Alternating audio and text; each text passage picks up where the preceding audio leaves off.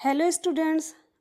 आज हम chapter 14 start करने जा रहे हैं। चैप्टर 13 जो था अमीन्स वो ख़त्म हो चुका है। चैप्टर 14 क्या है? बायोमोलिक्यूल्स।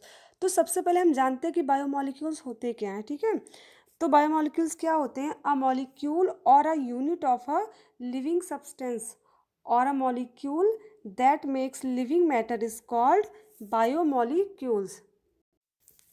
मीन्स ऐसे मॉलिक्यूल्स जिनसे लिविंग थिंग्स बने होते हैं। ठीक है, जिससे लिविंग मैटर से लिविंग थिंग्स बनी होती है, ऐसे मॉलिक्यूल्स को बायोमॉलिक्यूल्स कहते हैं। ठीक है, for example carbohydrate, protein, enzymes, lipid, vitamins, hormones, nucleic acid, ATP, CO2 etcetera. आपको पता होगा जो ये सब हम पढ़ रहे हैं ये बायोमॉलिक्यूल्स तो हैं, क्योंकि इनका काम क्या होता है? ये लिविंग थिंग्स के ही लिए इंपॉर्टेंट होते हैं। जो लिविंग थिंग्स होते हैं उनमें ही ये मॉलिक्यूल्स पाए जाते हैं। हम लोग हैं, हम लोग की बॉडी में क्या होता है? कार्बोहाइड्रेट होता है, प्रोटीन होते हैं, एंजाइम्स, लिपिड, विटामिन, सब कुछ पाया जाता है। हम लोग क्या है? लिविंग थिंग्स हैं। और ये क्या है? ये मॉलिक्यूल्स हैं। तो इन्हीं मॉलिक्यूल्स को हम क्या बोलेंगे? बायोमॉलिक्यूल्स, यानी कि ऐसे मॉलिक्यूल्स जो कि लिविंग थिंग्स में पाए जाते हैं, वे होते हैं बायोमॉलिक्यूल्स। ठीक, अब बात करते हैं लाइन से हम जितने बायोमॉलिक्यूल्स हैं उनके बारे में बात करेंगे। तो फर्स्ट हम बात करेंगे कार्बोहाइड्रेट के बारे में। ठीक, पता है कार्बोहाइड्रेट क्या होता है? ये एनर्जी का सबसे बड़ा सोर्स यही होता है। जो एनर्जी होती है हमारी बॉडी को, वो कार्बोहाइड्रेट से ही हमें मिलती है। और इसका मेन सोर्स क्या होता है? इसका मेन सोर्स होता है शुगर केन होता है, पोटैटो होता है, राइस होता है, ओट्स होते हैं। ये सब क्या होते हैं? कार्बोहाइड्रेट के मेन सोर्स होते हैं। इससे हमें एनर्जी मिलती है। बट अभी हम केमिकली इसकी बात करते हैं। क्या होता है? Carbohydrates are optically active polyhydroxyl aldehyde और कीटोन्स, यानी कि ये ऑप्टिकली एक्टिव होता है। ऑप्टिकली एक्टिव आपको पता होगा, हमने इसके जो पढ़ा था halo alkane and hello arenes में बताया था। ऑप्टिकली एक्टिव का मतलब होता है नॉन सुपर इम्पोजिबल। अपने हाथों पर आपने जो हमने करके बताया था कि एक हाथ को दूसरे हाथ पे रखी तो क्या होता है? वो एक दूसरे को ढक नहीं पाता, वो होता है नॉन सुपर इम्पोजिबल। तो ऐसे ही कार्बोहाइड्रेट्स भी होते हैं। ये होते हैं ऑप्टिकली एक्टिव, अपने मिरर इमेज के क्या होते हैं? नॉन सुपर इम्पोजिबल होते हैं। ठीक है, और ये होते क्या है? ये एल्डिहाइड्स एंड कीटोन्स होते हैं। और the compound which produce these units on hydrolysis, ये हाइड्रोलिसिस पे क्या करते हैं? एक यूनिट रिलीज करते हैं। They have the general formula, इनके जनरल फार्मूला क्या होता है? CxH2O का होल वाई। ठीक है, अब बात करते हैं इनके क्लासिफिकेशन की। तो क्लासिफिकेशन क्या होता है? They are classified on the basis of their behaviour on hydrolysis. तो ये जो कार्बोहाइड्रेट्स होते हैं, इनका जो हाइड्रोलिसिस का बिहेवियर होता है उसके बेस पर इनको क्लासिफाई किया गया है। तो इनके बेस पर, यानी कि इनके हाइड्रोलिसिस के बेस पर ये होते हैं मोनोसेकेराइड, ओलिगोसेकेराइड एंड पॉलीसेकेराइड। तो मोनोसेकेराइड क्या होते हैं? A carbohydrate that can not be hydrolysed further to give simpler unit of polyhydroxy aldehyde और कीटोन इज कॉल्ड मोनोसेकेराइड।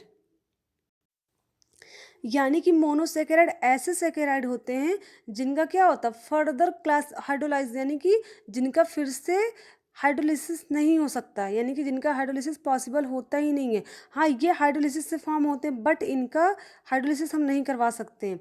ठीक है, तो ये होते हैं मोनोसेकेराइड। मीन्स हाइड्रोलिसिस तो हो सकता है बट हाइड्रोलिसिस से दूसरा कार्बोहाइड्रेट नहीं मिल सकता। अगर हम मोनोसेकेराइड का हाइड्रोलिसिस करवाते हैं तो हमें कार्बोहाइड्रेट नहीं मिलेगा बल्कि कुछ और मिलेगा। ठीक है, तो यही प्रोसेस बताई गई है कि मोनोसेकेराइड वही होते हैं जिनका हाइड्रोलिसिस करवाने पर हमें एल्डिहाइड या फिर कीटोन्स के पॉलीहाइड्रोक्सिल ग्रुप ना मिले, तो वो होते हैं मोनोसेकेराइड।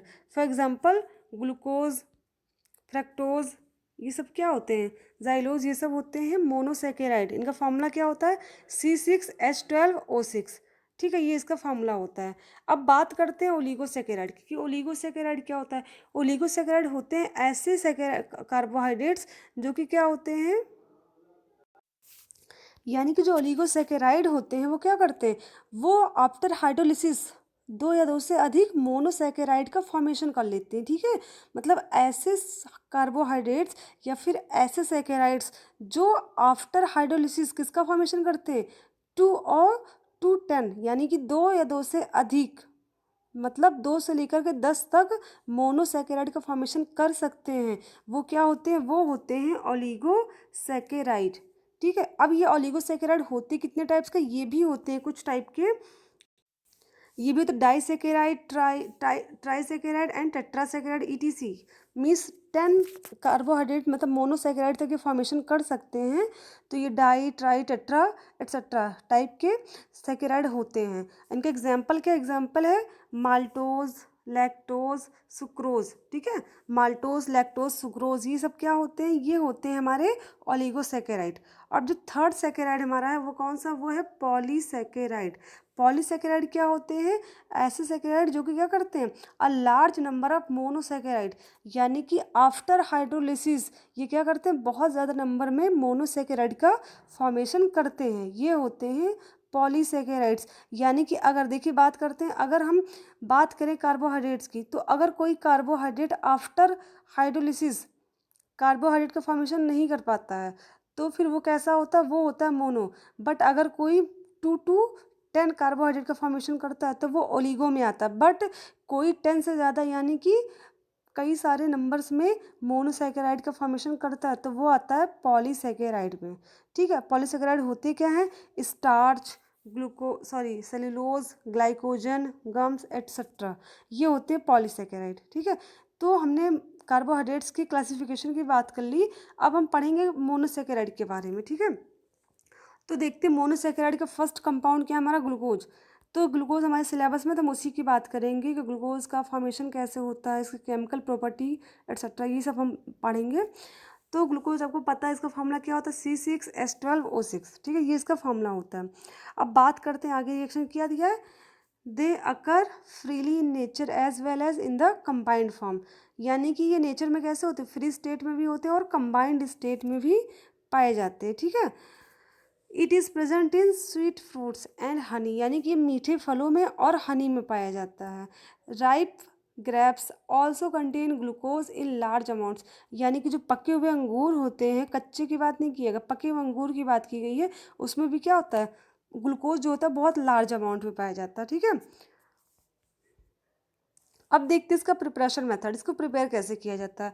तो इसको प्रिपरेशन मेथड जो है पहला है फ्रॉम सुक्रेज।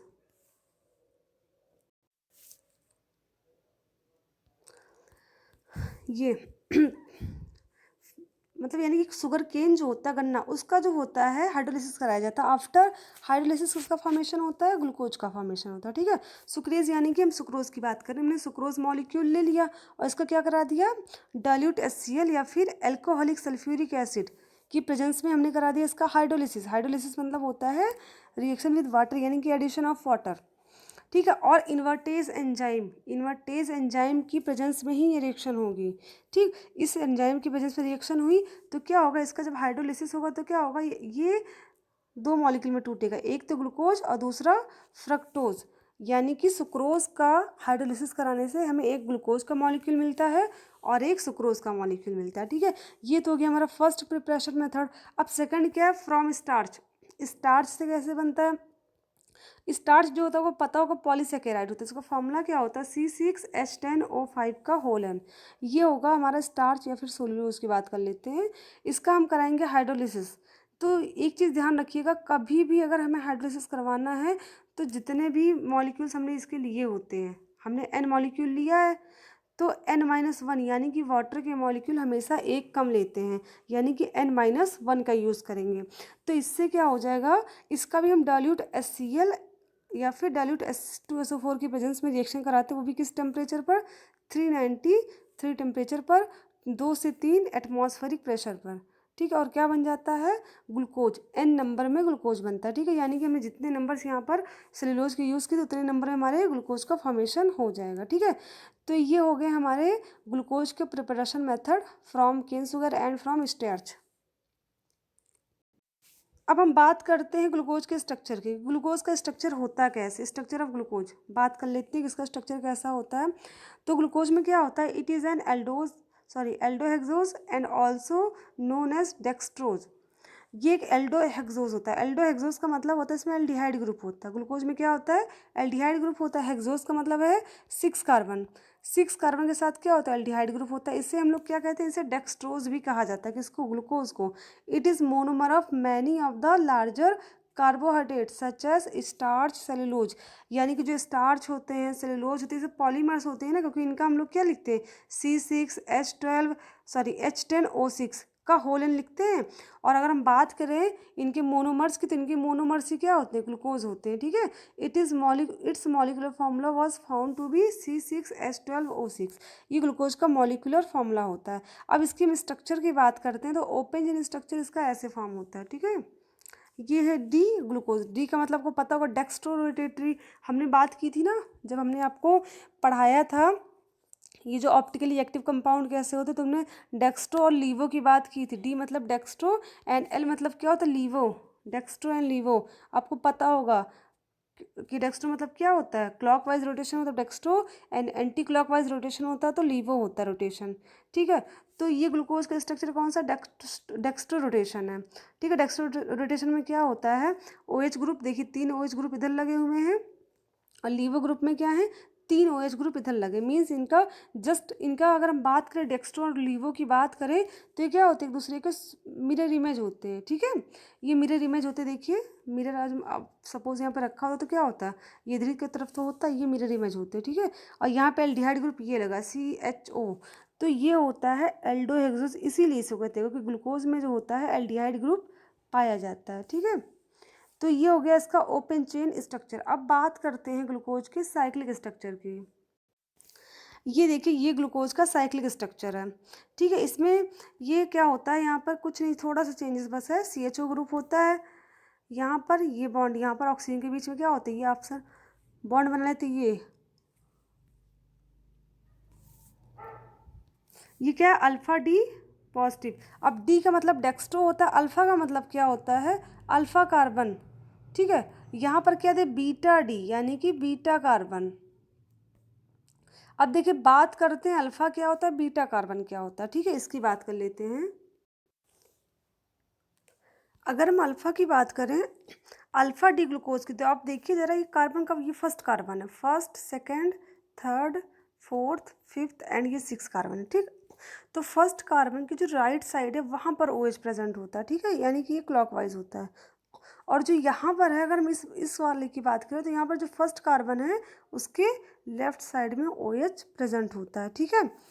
तो इस वजह से क्या होता है, ये अल्फा डी ग्लूकोज का स्ट्रक्चर ये वाला होता है। इसमें चेंजेस क्या, बस थोड़ा सा चेंज है कि अल्फा डी ग्लूकोज जो फर्स्ट कार्बन होता है उसके राइट साइड में OH लगा होता है, और जो बीटा डी ग्लूकोज होता है उसके लेफ्ट साइड में OH लगा होता है, ठीक है।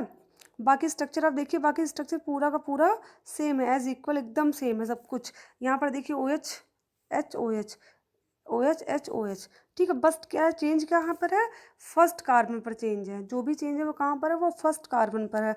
तो साइक्लिक स्ट्रक्चर में थोड़ा सा वही चेंज है, अल्फा डी और बीटा डी ग्लूकोज में यही चेंज है थोड़ा सा, ठीक है।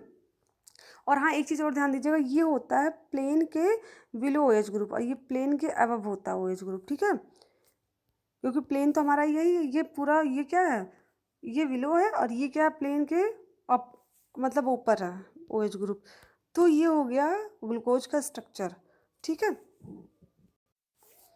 अब इसके बाद हम लोग जो कल की क्लास में पढ़ेंगे वो हम पढ़ेंगे इसकी केमिकल प्रॉपर्टी क्या क्या है, एंड जो ग्लूकोज में एल्डिहाइड ग्रुप होता है, OH ग्रुप होता है, या फिर हाइड्रोकार्बन्स होते हैं, ये सब ग्रुप होते हैं, तो ये प्रूफ कैसे हुआ, इनका स्ट्रक्चर ऐसे ही जैसा फॉर्म हमने किया है इस टाइप से, तो आखिर इसका स्ट्रक्चर ऐसे बना क्यों, इसमें एक एल्डिहाइड ग्रुप ही क्यों होता है, 5 OH ग्रुप होते हैं, तो क्यों होते, ये बात किसके रिएक्शन प्रूफ हुई, मीन्स इसकी केमिकल प्रॉपर्टी के साथ साथ हम इन रिएक्शंस के बारे में पढ़ेंगे कि कौन कौन से रिएक्शंस ऐसी हैं जिन्होंने ये प्रूफ किया कि हाँ ग्लूकोज में CHO ग्रुप होता है, इसमें OH ग्रुप होता है, इनमें हाइड्रोकार्बन्स होते हैं। तो कल हम पढ़ेंगे ग्लूकोज की केमिकल प्रॉपर्टी, ठीक है। तो आज की क्लास हमारी यहीं ओवर होती है। आज हमने जो जो पढ़ा आप उसको अच्छे से लिख लीजिएगा और रिवाइज कर लीजिएगा, क्योंकि बायोमोलिक्यूल्स से क्वेश्चन काफ़ी आते हैं और ये चैप्टर काफ़ी इजी भी है, ठीक है। बस आपको समझने का है, ज़्यादा रटने की जरूरत नहीं पड़ेगी, ज़्यादा लेंदी भी नहीं, इतना टफ भी नहीं है, ठीक है। Thank you class.